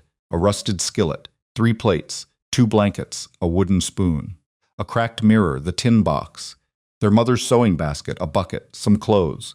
May found the broken axle pin beneath the front bench. It was thick iron, bent at one end. She carried it out. Eliza looked at it. Leave that. May hugged it against her coat. No, why would you want it? So I remember. You remember everything. I don't want to remember only with my head. Eliza considered the iron. Fine. May carried it into the room and set it beside the cedar corner post. The black greasy metal looked ugly against the pale wood. She seemed pleased. They cleaned until dark. Eliza swept sawdust. May wiped the plates. They spread the quilts in the center of the floor. The room felt absurdly large around their small possessions. For years every object had needed a hook, a nail, a wedged corner. Now the walls were almost empty. May lay down and stretched her arms out. I can't touch anything. That is called space. I like space. So do I. Eliza closed the oak door. The latch fell. She pulled the leather string inside. Silence. May sat up. Do it again. What? Open and close it. Eliza laughed. No, please, you are behaving as though we bought a piano. What is better than a door? A bed. We don't have one. Exactly. May lay back down. They ate cold bread and beans on the floor. Eliza lit one candle. Its flame stood straight. That caught her attention. In the wagon, the candle always leaned and sputtered in the drafts. Here it burned without trembling. May noticed her looking. What? Nothing. Eliza held her hand near the flame. No cold air moved across it. She listened. The wind had begun outside. She could hear it in the pines, not in the walls. Later they lay beneath the quilts. May rolled onto her back. The floor is wrong. Eliza turned. What? I keep feeling like I'm going to slide. Eliza understood. Their bodies had learned the wagon's angle. Even on a level floor, her muscles expected to compensate. Give it time. May moved her legs experimentally. Do you think people who grow up in houses feel like this? No, that seems unfair. Yes, they were quiet. The stove ticked as it cooled. May whispered, Do you think Mama can see it? Eliza stared into the dark. I don't know. I think she'd paint it yellow. Eliza smiled. She would try. Would you let her? No, why? Because cedar should not be yellow. She would argue. For months, May shifted closer. What color was her kitchen? She never had one, the one she wanted. Butter, May considered. I like cedar better. Eliza reached over and found her sister's hand. So do I. Sleep came slowly because safety was unfamiliar. Eliza woke several times. At first she thought something was wrong because there was no canvas snapping overhead. Then she remembered roof, walls, door, each time she slept again. Near dawn she woke to complete stillness. May had rolled away from her in the night and lay several feet across the floor. Eliza almost pulled her closer, then stopped. May was warm, dry, breathing evenly. She did not need to be held in place. Eliza closed her eyes. For the first time since their parents died, she slept after sunrise. Dr. Miller found them that way. He knocked. Neither woke. He knocked again. May opened her eyes. Someone's at the door. Eliza sat up in alarm, then remembered the latch. She laughed so suddenly that Miller called through the door. "Are you all right?" "Yes." "Then why are you laughing?" "Because you knocked." There was a pause. "That is customary." Eliza pulled the string and opened the door. Miller stood with his black bag. He looked inside. His expression softened. "Good morning." May waved from the floor. "I slept sideways." Miller blinked. "Congratulations. She means flat. Even better." He examined her lungs. The cough was still present, but lighter. No fever. Eliza watched his face. "Better?" "Yes." "Because of the peppermint?" Miller put the stethoscope away. "I would enjoy taking credit." He looked around the room. "But I suspect your Carpenter has stolen my patient." May said, "He didn't steal me." "Medical theft," Miller explained. Very serious. Eliza poured him chicory coffee. He took one sip. "This is terrible." At last an honest man. Miller smiled. Before leaving, he stood at the threshold and examined the overlapping circles. "What do those mean?" May said, "Eyes." Eliza said, "Links." Miller looked confused. "Both," they said together. He left without asking again. The days Kiona was gone passed more slowly. The room did not need him in order to stand. That mattered. Eliza repaired clothes for 3 Mill families in exchange for flour, onions, lard, and a small sack of dried apples. May swept the floor every morning with a broom Kiona had made from bound twigs. They carried water without fearing that the bucket would spill because of the slanted boards. Eliza wrote to the county office asking about the final survey. She placed the letter on the flat table made from 2 crates and stared at a plan, not a reaction. On the 5th evening, May sat on the threshold. He said maybe 6. Yes. Today is 5. Yes. If he comes tomorrow, he told the truth. He will come. How do you know? Eliza looked at the broadax. Because his favorite tool is still here. May touched the handle. Maybe this is his second favorite. Then we have a problem. On the 6th morning before sunrise, a familiar sound woke them. Stone against steel. May flew out of the blankets. Eliza sat up more slowly. Outside, Kiona sat on the porch step sharpening a smaller axe. He had a bruise along one jaw and a fresh tear in his coat. May opened the door. "You look terrible." Kiona looked up. "Morning." "What happened?" "Log." "Did it hit you?" "Part of it." May ran back inside. "Eliza." A log attacked him. Eliza came to the door. Kiona stood. His left hand was wrapped in cloth. "What happened to your hand?" "Splinter." "That is more than a splinter. It came out. Come inside." "I'm working inside." He looked at her. Eliza pointed at the floor. Kiona obeyed. She unwrapped the cloth. A long cut crossed his palm. It had been cleaned but was beginning to swell. "You need Miller?" "No." "You need stitches?" "No, you are not deciding." "It happened 3 days ago." Eliza stared. 3 days? Too late for stitches. You know that? "Yes." "How? Been cut before." "That is not medical training." May stood beside them. "Doctor said infection can kill." Kiona looked betrayed. "You recruited her?" "She arrived recruited." Eliza washed the wound with boiled water. Kiona hissed. "Hurts?" "No." "Good." She used the last of Miller's salve and wrapped the hand in clean cloth. Kiona flexed his fingers. "Too tight. It is supposed to be." "No." "Leave it." He looked at the bandage. Then at her. "Yes, ma'am." May gasped. "He can learn." Eliza tried not to smile. Kiona's gaze moved across the room. He checked the roof, the stove, the door, the window, finally the floor. Eliza waited. "Well?" He walked slowly near the stove. There. His boot found a board with the faintest rough patch. Eliza laughed. "You remembered. You challenged." He unwrapped his hand plane with the good hand. Eliza took it away. "No, I can use one hand." "No, the floor is rough. It will survive." Kiona looked deeply troubled by this. Eliza set the plane on a high shelf. "You can repair it when your hand closes." May whispered, "She owns the tools now." Kiona sat on the porch. The broadax still leaned where he had left it. He placed his uninjured hand on the handle but did not pick it up. For the first time, the room protected him too. Kiona's hand took longer to heal than he wanted. That was good for everyone except Kiona. For 3 days, Eliza refused to let him use the broadax. He responded by finding every task that could be done with one hand. He sorted shingles. He marked cuts with charcoal. He fitted small wedges. He repaired the temporary stovepipe. He sharpened tools he could not use. On the second afternoon, Eliza found him trying to pull a draw knife with the bandaged hand held stiff against the handle. She took it away. "This is becoming childish. The handle is light. You opened the cut yesterday. Small, blood on cedar is not stain." Kiona looked at the red mark on the board. "It sands out." Eliza stared at him. "May, seated nearby with her doll, said. Kiona sighed. What may I do? Eliza pointed toward a crate. Sit. His expression made May laugh. Sit? Yes. And? Nothing. Kiona looked genuinely uncertain. Eliza pushed the crate closer. Try it. People do it all the time. He sat. For perhaps 30 seconds, then he looked around the room. The chimney collar is crooked. It is not. By an eighth. You are inventing things. No. Eliza put a cup of coffee in his good hand. Drink. He did. May moved her doll to his knee. You can hold Clara. Kiona looked down at the cracked porcelain face with cedar shaving hair. Who is Clara? My daughter. You are 9. Exactly. He accepted this without argument. For the rest of the afternoon he sat with a doll on one knee and gave Eliza instructions she did not ask for while she sanded the rough spot near the stove. Across the grain first. I know. You are going with the grain. I changed my mind. You'll polish the ridge, not remove it. Eliza stopped. Would you like your tool back? Yes. No. May whispered to the doll. They are fighting because they are friends. Kiona looked toward the door. Eliza went back to sanding. By the 4th day the cut had sealed. Dr. Miller inspected it and pronounced Kiona annoyingly healthy. You could have lost movement in 2 fingers, Miller said. I didn't. You could have had blood poisoning. I didn't. You could develop the habit of gratitude. Kiona looked at Eliza. She says the same. I say you should stop acting foolish. Same family of advice. Miller packed his bag. Before leaving, he walked to the stove and warmed his hands. This room holds heat better than my surgery. Kiona looked satisfied. Eliza did not. Do not encourage him.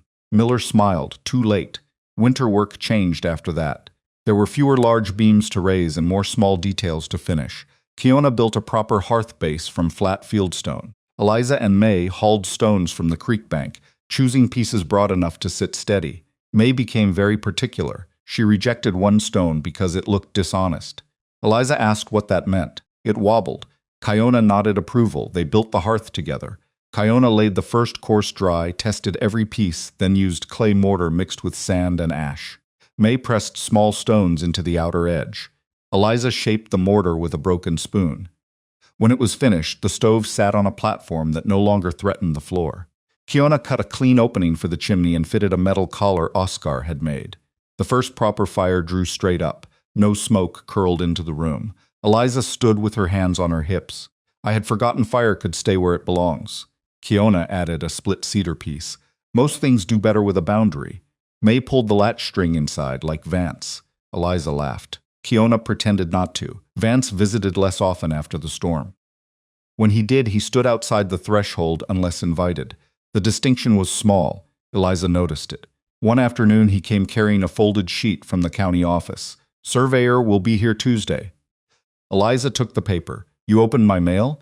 It came through the company post bag. That was not my question. No. He looked uncomfortable. I saw the county seal. And decided the county writes to you? I brought it. Eliza unfolded the notice. The surveyor had agreed to confirm the old boundary for a reduced fee if he could use the company's chain and transit. She looked at Vance. You arranged that? I told him the old timber line already exists. Why? Vance's face hardened as if kindness were an accusation. Because I don't want a dispute sitting on the edge of my yard for 10 years. Of course. And because if your claim is recorded, I can stop hearing Nightwalker tell me where my lease begins. Kiona was trimming a shutter at the workbench. Without looking up, he said, I can still tell you. Vance ignored him. Eliza folded the letter. Thank you. The words seemed to surprise Vance. He cleared his throat. Keep the drainage ditch open after snowmelt. I will. He turned to go. At the road, May called, Mr. Vance? He stopped. Thank you for the survey. Vance looked at her for a moment, then tipped his hat. It did not make him kind. It did not erase the years he had ignored them, but it made him more human, which Eliza discovered was sometimes harder to understand than cruelty. The surveyor arrived Tuesday with a brass transit, a chain, 2 red flags, and a boy to carry stakes. He found the old cedar marker. He found 2 more half-buried iron pins on the ridge. He spent 3 hours taking angles.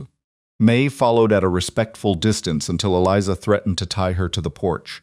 At noon, the surveyor drove the final stake. Your structure is clear by 23 feet. Eliza released a breath, and the parcel. He showed her the lines on his field sheet. 11 acres and some change if the territorial office accepts the claim. 11 acres. She had expected perhaps enough room for a house and garden. Are you sure? That is what the chain says. May looked across the rough meadow. All hours? Claimed, Eliza corrected. The surveyor smiled. Your sister is right to be cautious. He signed the field sheet. Eliza signed beneath him. Kiona stood at the corner of the porch watching. After the surveyor left, Eliza walked to the farthest stake. The ground rolled gently toward a stand of pines. 11 acres was not much to the timber company. To her it felt larger than a country. Kiona came up beside her. What will you do with it? I don't know. Good. Why is that good? Land doesn't need an answer the first day. She looked back at the room. Smoke rose from the new chimney. May was sitting on the porch, the cedar-haired doll propped beside her. Eliza said, maybe a garden. Kiona nodded. Chickens, foxes, a fence, work, a cow. More work. She glanced at him. You hate farms. I hate cows. Why? They lean on things. Eliza laughed. Then no cow. I did not say that. You will build a fence. He looked at the survey stake. If needed. The statement was ordinary. It reached farther into the future than anything he had said before. Eliza did not answer. The first snow fell 3 days later. It began before dawn. May woke Eliza by whispering, It's quiet. Eliza opened her eyes. The room was dark except for the faint red inside the stove. What? Outside. They went to the western window. Kiona had fitted wooden shutters until they could afford glass. Eliza opened one. Snow covered the clearing. The broken wagon had turned white along its bowed ribs. The mill road disappeared beneath a smooth blanket.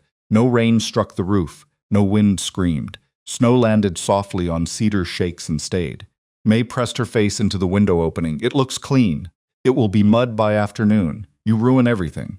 I prepare you. May stuck out her tongue. They closed the shutter and fed the stove. The room warmed quickly.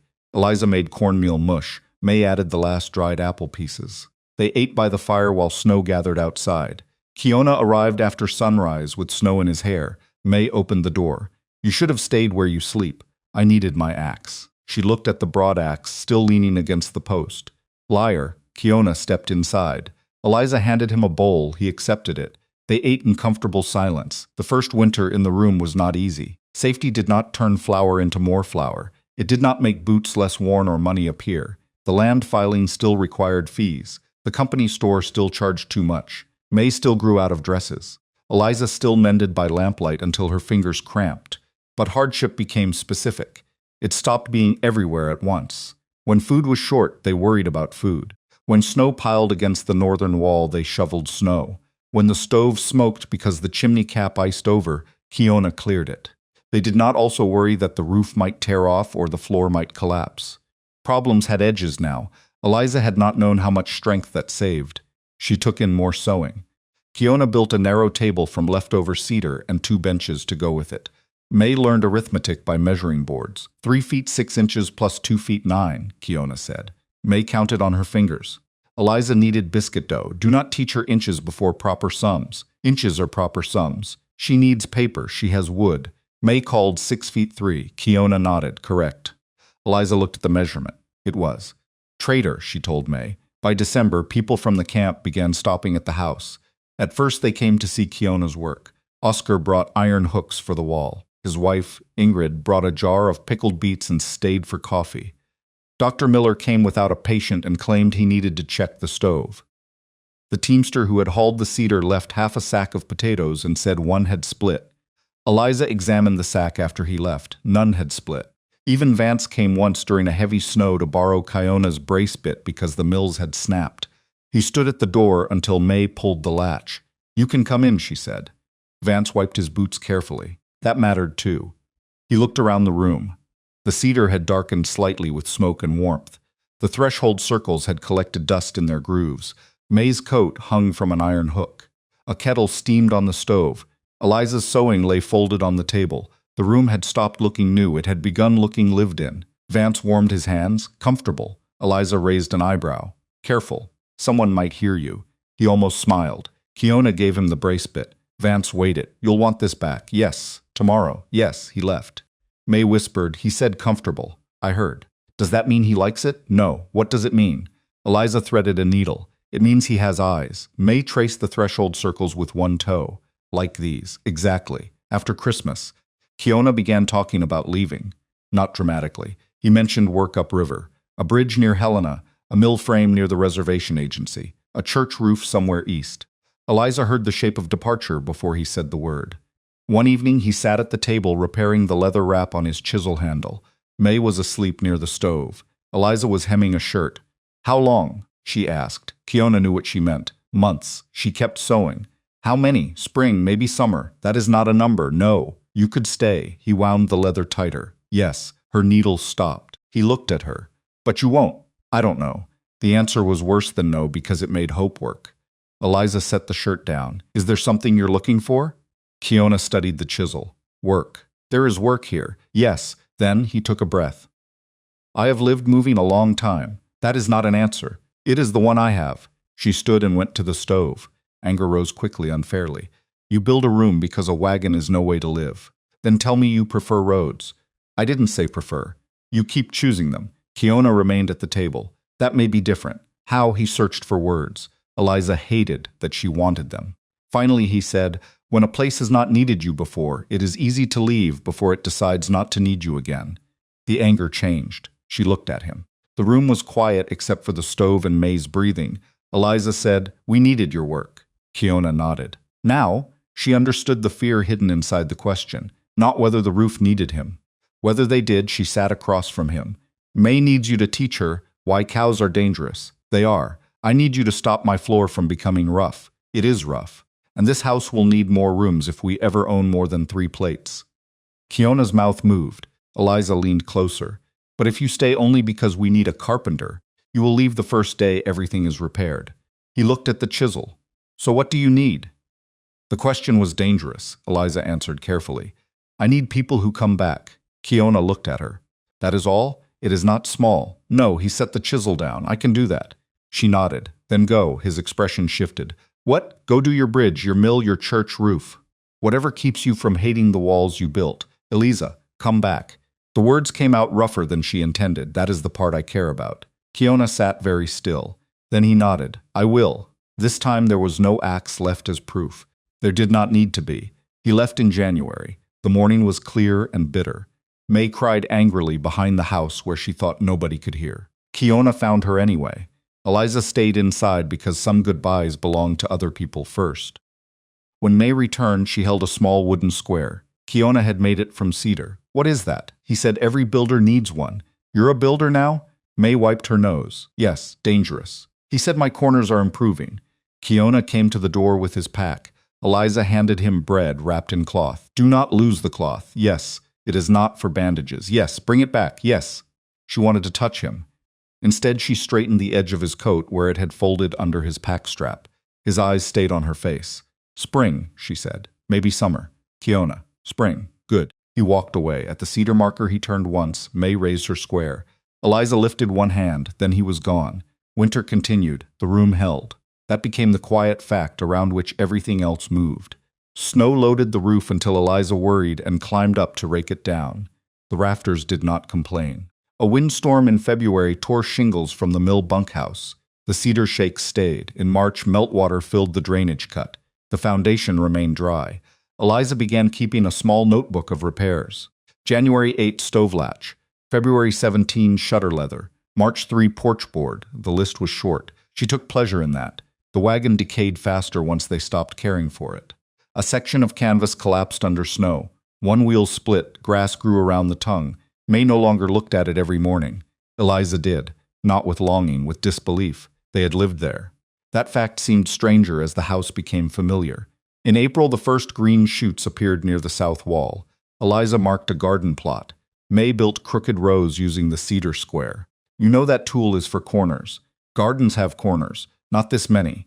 They planted onions, beans, and potatoes, from eyes saved through winter. Dr. Miller gave them carrot seed. Ingrid Lund brought cabbage starts. Vance sent nothing. But the company ditch crew cleared the drainage channel without being asked. Eliza noticed. She did not mention it. By May, Kiona had not returned.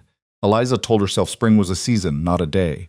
May asked fewer questions that worried her more. On the last morning of May, Eliza stood in the garden pulling weeds. A familiar chopping sound came from the tree line. One strike, then another. May came running out of the house. They both stopped. Kiona stood beside a fallen pine with his pack on the ground. He raised the axe again. May screamed his name. He barely had time to set the tool down before she hit him around the waist. Kiona staggered. You got taller, you got late. It is spring. It is almost summer. Technical disagreement. May held him tighter. Eliza stayed by the garden. Kiona looked over May's head. His eyes met hers. He had returned the cloth. It was folded around the loaf of bread he carried. He held it up. Eliza smiled. Acceptable, he walked toward her. For a moment the months apart seemed to gather in the space between them. He stopped at the garden fence. You built this. Eliza did, May said. I helped. The corner by the gate is wrong, Kiona said. Eliza put both hands on her hips. You have been home 30 seconds. Kiona looked at the house. Home? Silence. Eliza felt heat rise into her face. May answered for her. Yes. Kiona looked back at Eliza. She could have corrected it. She did not. He set his pack on the porch. That summer, the room became a house.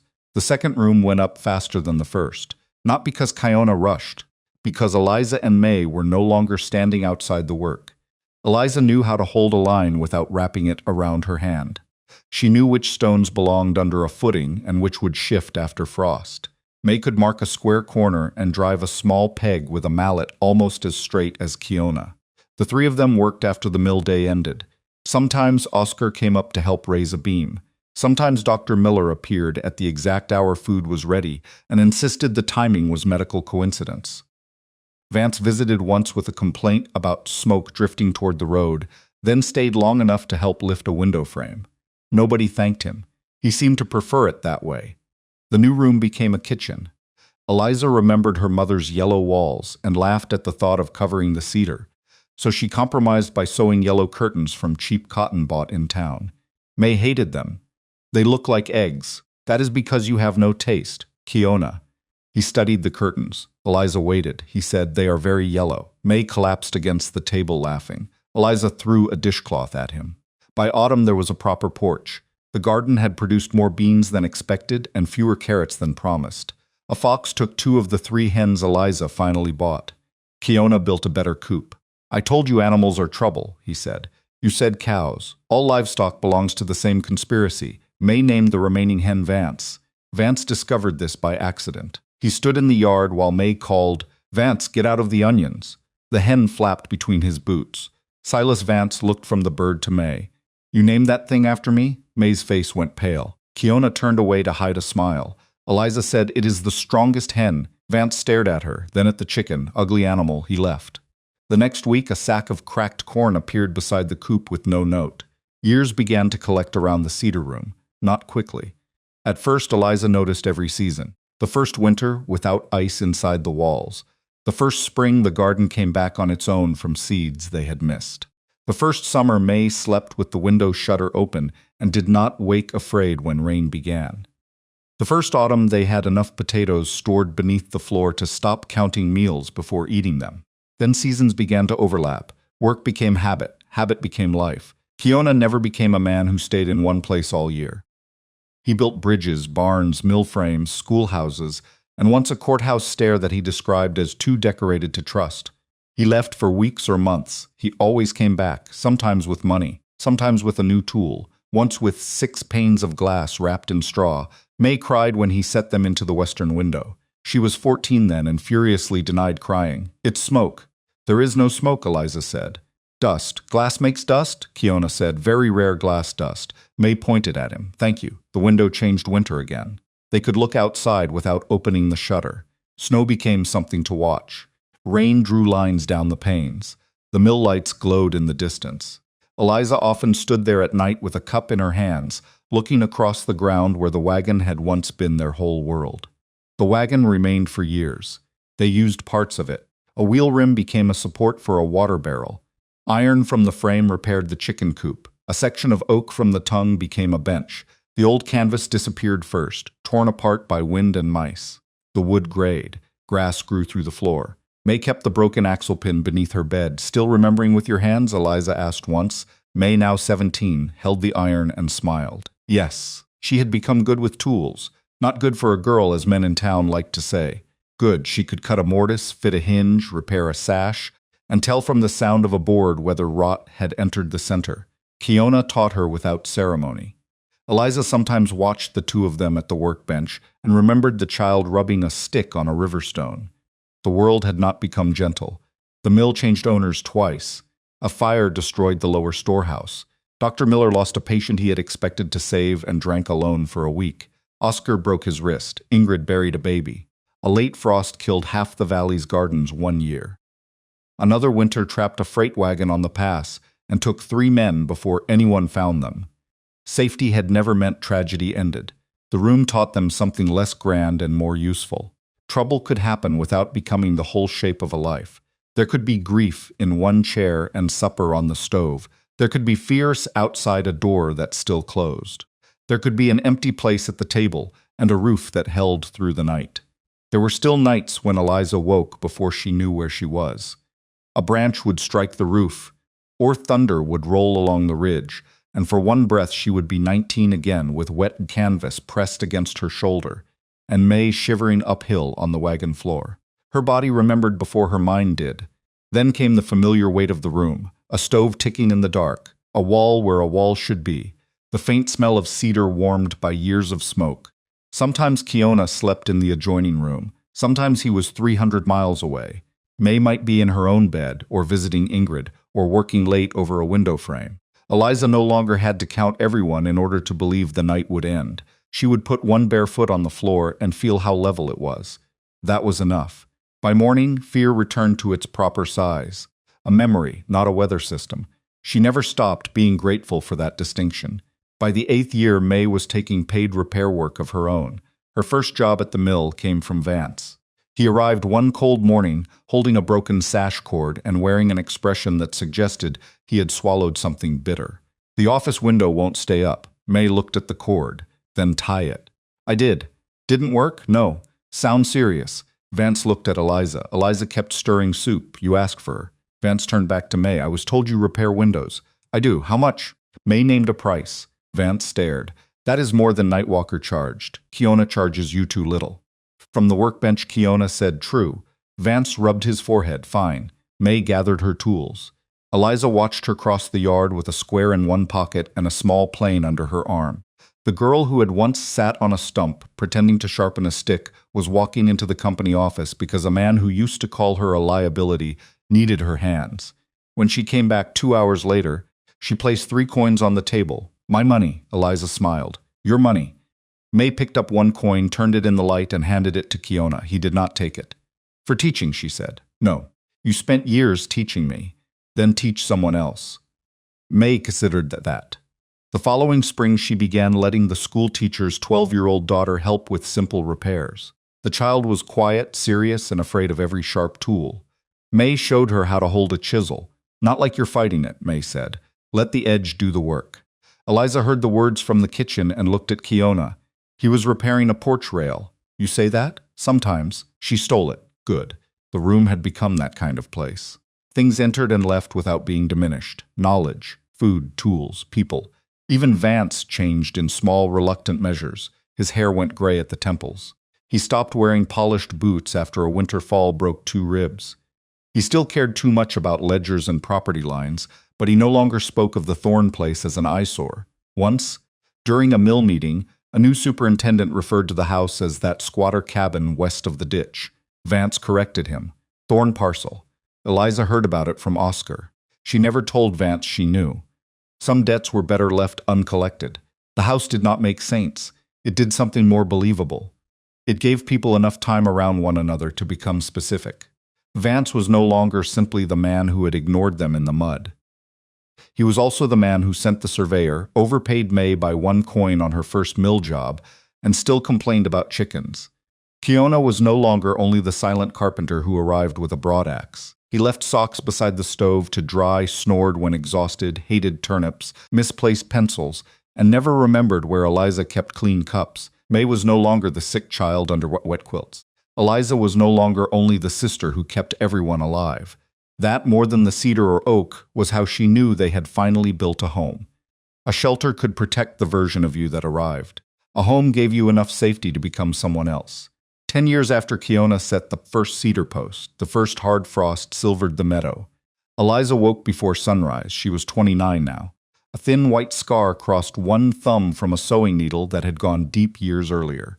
Her hair, still dark, was usually tied back carelessly because there was always something to do. She pulled on boots and stepped outside. The house behind her was no longer a single cedar room. It had grown around that beginning in practical pieces: kitchen, small bedroom, workshop, lean-to, porch, root cellar. Nothing matched perfectly because each part belonged to a different year and a different amount of money. The first room remained at the center. Its cedar had darkened to warm brown. The oak door carried scratches near the bottom from boots, buckets, dogs that had visited, and one unfortunate attempt by May to bring a goat inside. The threshold circles were worn smooth along their upper edges. Eliza crossed the frost toward the remains of the wagon. Not much was left. One side rail, 2 iron hoops. The broken rear wheel collapsed into grass. A few boards lay gray against the earth. She crouched and pulled at one. The wood snapped easily. She broke off a piece the length of her hand. For a moment she smelled nothing. Then, beneath frost and age, there was a faint, dusty memory of old wood. The wagon had once smelled like mildew, grease, smoke, fear, and wet wool. Now it smelled like dirt. That seemed right. Eliza carried the splinter inside. May was already awake, kneading bread at the kitchen table. At 19, she was taller than Eliza and stronger through the shoulders from years of carpentry. She saw the gray wood in Eliza's hand. First frost. Yes. You're getting sentimental. I am burning it. Very sentimental. Eliza opened the stove. Last night's coals glowed red beneath ash. She laid cedar kindling across them, added the wagon splinter, and blew gently. A flame caught the dry gray edge. For a few seconds the old wood resisted. Then it blackened. Fire moved through the grain. May set the bread dough aside and came to stand beside her. Neither spoke. They had burned a piece of the wagon every first frost for years. Not as hatred. Not exactly. More as measurement. This was then, this is now. The splinter became flame. The flame heated the kettle. May returned to the bread. Eliza put coffee on. Outside the sun began to lighten the ridge. Letter came yesterday, May said. From where? Idaho. Eliza paused. Kiona? May nodded toward the mantel. A folded sheet waited there. Eliza dried her hands and opened it. Kiona's letters were never long. This one was 6 lines. Bridge finished. Snow early in the high pass. Oscar's nephew still swings a hammer like he is killing snakes. I should reach Bitter Creek before deep winter. Check the north porch post. It was taking water when I left. May, do not replace it until I see it. Eliza, the cloth is still in my pack. No greeting, no signature beyond K. Eliza read the last line twice. May watched her. He is keeping that rag alive longer than Mother did. It is not a rag. You told him it was. That was before he carried it through 4 territories. May shaped the dough into loaves. He'll be home before snow. Eliza folded the letter. Home. The word had stopped embarrassing them years ago. Yes. She placed the paper beside older letters in a cedar box Kiona had made. Their father's letters were there too. Their mother's 2 recipes, the original land filing receipt, the survey sheet, a small black painted piece of timber marked cool that May had saved as a joke. Eliza shut the lid. After breakfast, they opened the western curtains. The glass was cold. Sunlight entered low and gold. It struck the old threshold. May carried a basket toward the pantry, then stopped at the overlapping circles. They look more like links now, she said. Eliza came beside her. You are admitting I was right? Age changed them. They are the same circles. No, the edges wore down. You are impossible. May smiled. What did he say his mother meant? 1 circle for the person who leaves. 1 for the place that remembers. May touched the carving with her toe. That makes less sense now. Why? Because people come back. Eliza looked toward the road. Frost glittered along the ruts. The mill whistle sounded in the distance. 10 years earlier, that whistle had meant another day they were not part of. Now it was only a whistle. A sound from somewhere else. The house had its own noises. Bread crust cracking as it cooled. The kettle lid ticking. A broom against cedar boards. Boots on the porch. Wind pressing the roof and moving on. The oak door opening. The oak door closing. May lifted the latch. I'm going to the workshop. It is rising. So are you. Sit. May rolled her eyes and returned to the table. Eliza poured coffee. For a while the sisters ate in the room that had once seemed impossibly large around 2 quilts and 3 plates. Now it held shelves, a table, chairs, books, jars, tools, sewing baskets, winter coats, muddy boots, dried herbs, a clock that lost 7 minutes every week, and a scarred workbench too heavy to move. Life had filled the space. Not perfectly, completely. After breakfast, May went to repair a sash for the schoolteacher. Eliza carried ashes to the garden. The frost melted from the eastern side of the house. A breeze came down from the ridge. It moved through the grass where the wagon bones rested. Eliza stood beside the first cedar corner post. She placed her palm against it. The post did not move. She remembered being 19 and pushing against that wood with both hands, astonished that something could refuse to yield. At the time she had mistaken stability for strength. Now she knew better. Strength was not the refusal to move. Kiona had told them that during the storm. Everything moved a little. The roof flexed. The cedar swelled and dried. People left. People returned. Children grew. Men who frightened you became old. Grief changed its weight. Even land shifted under frost. What mattered was not stillness. It was what remained joined when movement came. The mortises were still tight. The oak pegs had darkened almost black. The two circles at the threshold still touched. Eliza went inside and pulled the door shut behind her. The latch fell into place with the same clean sound it had made the first day. Not loud, not dramatic, just certain. She crossed the level floor toward the stove, where the last piece of the old wagon had already become heat. Outside, the wind strengthened. Inside, the bread rose. And the room the wind could never find held them once more.